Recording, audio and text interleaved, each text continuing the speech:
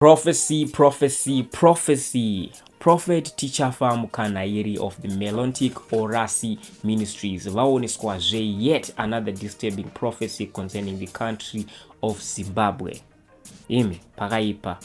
Prophet Mukanhairi is popular for his death prophecies that usually come to pass, and one of these prophecies is that of the veteran South African actress Connie Chiume, who passed away on the 6th of August 2024. And today, Janasi, on the 22nd of August 2024, he posted on his Facebook page yet another disturbing prophecy that reads, "Mother of all accidents to be recorded in the next 45 days. So disastrous, Zimbabwe." Yo, zvakaoma. Guys, tinongonamata kuti dai Mwari vatitsaurawo pazvinhu zvakaoma kudai so. Kana tino ma-intercessors, please tokumbirawo mutibatsirewo.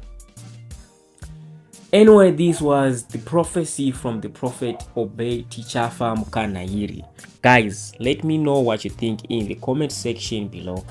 And don't forget, if this was your first time visiting this channel, press the subscribe button and you won't get to miss any of our latest and fresh content here on Slymedia TV. Kozazara.